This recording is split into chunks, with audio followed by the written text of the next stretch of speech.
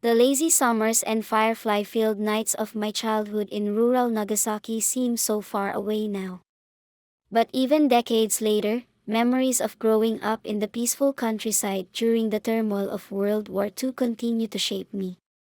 In this memoir, I cherish my family's enduring love during wartime struggles, the beauty and traditions we clung to, and the harsh realities of how war transformed our tiny village forever.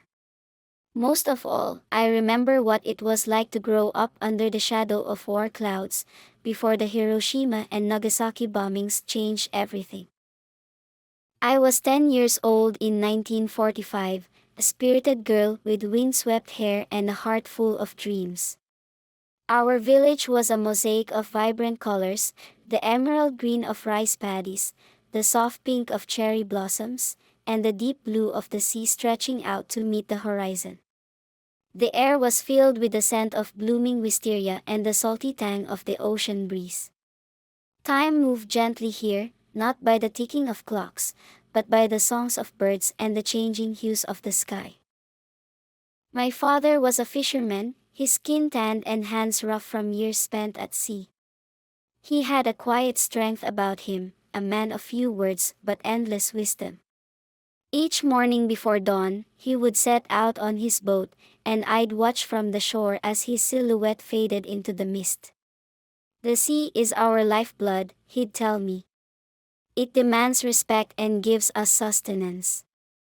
His love for the ocean instilled in me a deep appreciation for nature's vastness and mysteries. My mother was the sun around which our family revolved. Her laughter was like a melody that filled our home with warmth. She had a knack for turning ordinary moments into cherished memories. The aroma of her miso soup, rich with vegetables from our garden, would waft through the house, drawing my younger brother and me to the table. "Food tastes better when shared," she'd say, her eyes twinkling as she served us generous portions. Our house was a simple abode with sliding shoji doors and a thatched roof that whispered tales during rainy nights. The wooden floors creaked softly underfoot, and the walls held the echoes of generations before us. My room overlooked a small garden where a plum tree stood proudly. In the spring, its blossoms would cascade like a pink waterfall, and I'd spend hours beneath it, weaving crowns of flowers and dreaming of adventures beyond our village. School was a joyful place for me, a short walk along a path lined with wildflowers and singing cicadas. My best friend, Yumi, and I would skip stones across the river on our way, competing to see who could make the most ripples. Our teacher, Miss Tanaka, was a gentle soul who encouraged us to ask questions and explore our curiosities. She had a way of making history come alive, weaving stories of emperors and warriors with lessons of honor and integrity. One of the most enchanting aspects of our village was the annual Lantern Festival. It was the highlight of my year, a night when the entire community came together in celebration. Stalls filled the streets with games, treats, and trinkets. The scent of grilled squid and sweet rice cakes filled the air. Dressed in our finest yukatos, Yumi and I would wander the festival, our faces glowing under the soft light of lanterns swaying in the breeze. The sky would explode with fireworks, each burst reflecting in our wide eyes as we made wishes for the future. Yet, beneath the surface of our idyllic life, the tremors of war began to unsettle our days. Rationing became stricter, and whispers of distant battles reached our ears. My father would sometimes return from the village meetings with a grave expression, and my mother's smiles grew fewer. The radio broadcasts that once played cheerful music now delivered solemn news. Even as a child, I could sense the weight that pressed upon the adults around me. One afternoon, as I helped my mother tend to our vegetable garden, I asked her about the war. She paused, her hands deep in the soil, and looked at me with a mixture of sadness and resolve. "The world is changing, my dear," she said softly. But we must hold on to hope and take care of each other. She brushed a stray hair from my face and handed me a seedling to plant.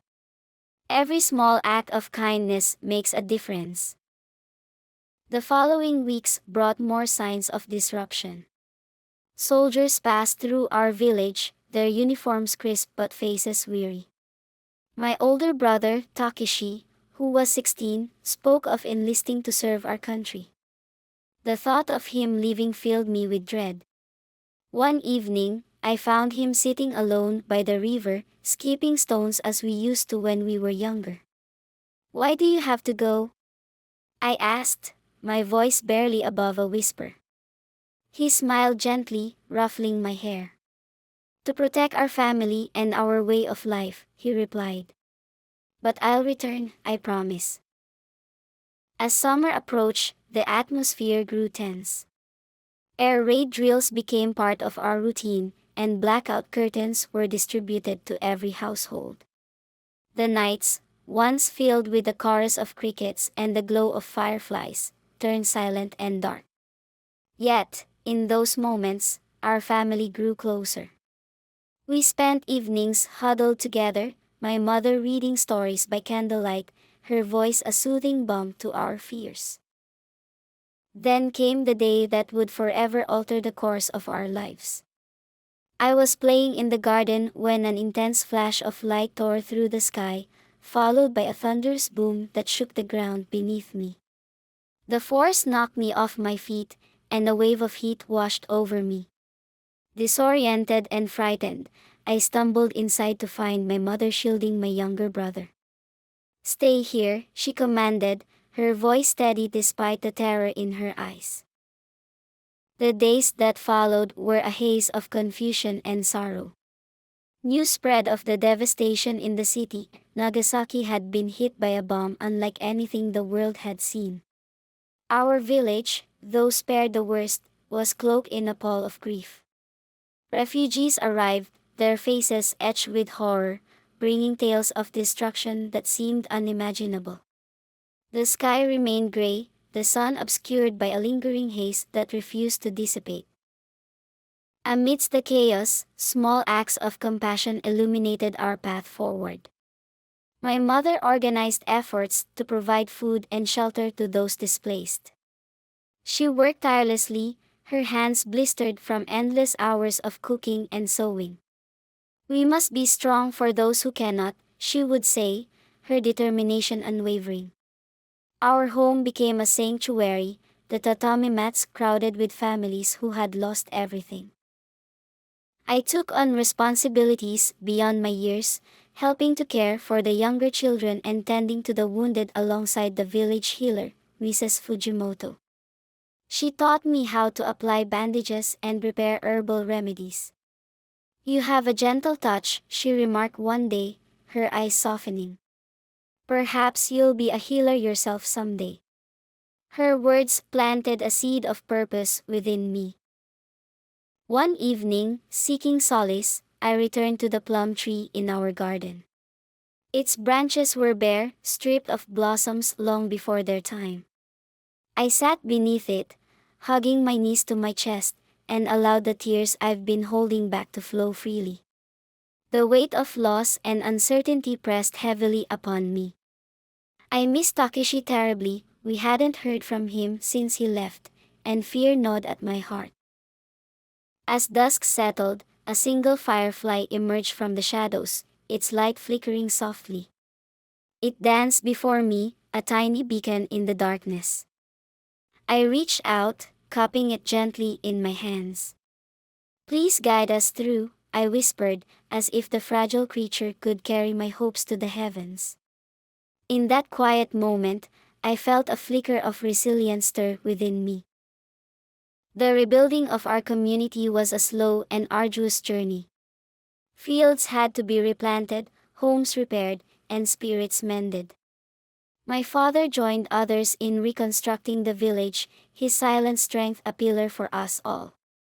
The men worked from dawn till dusk, their silhouettes etched against the fiery sunsets.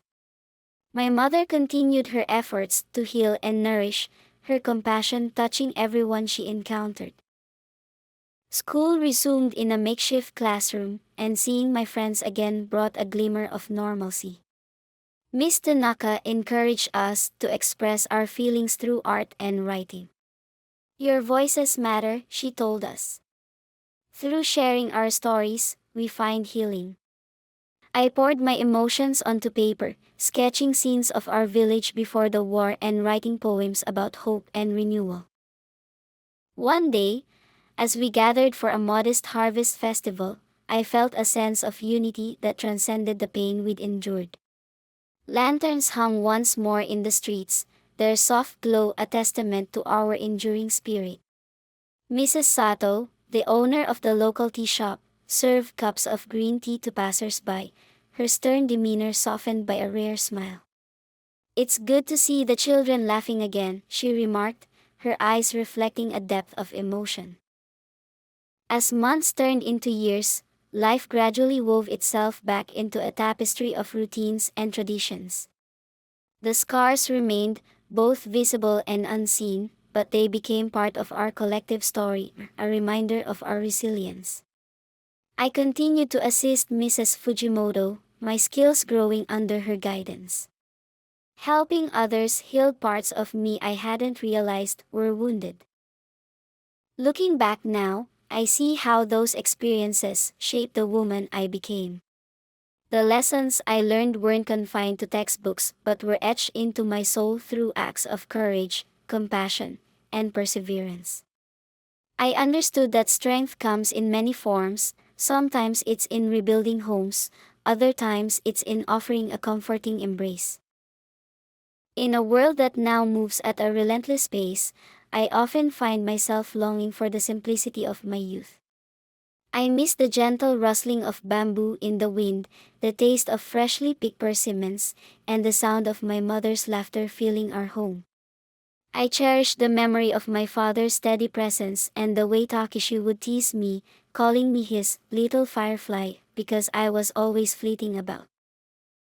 I share these memories with you not to dwell in the past but to illuminate the enduring power of hope and human connection. Even in the darkest of times, small lights can guide us forward, a firefly's glow, a shared meal, a kind word. Hold on to these moments, they are the threads that weave the fabric of our lives. As I conclude this memoir, sitting by the window of my home, a place far removed from the village where I grew up, I watch as the sun sets over the distant mountains.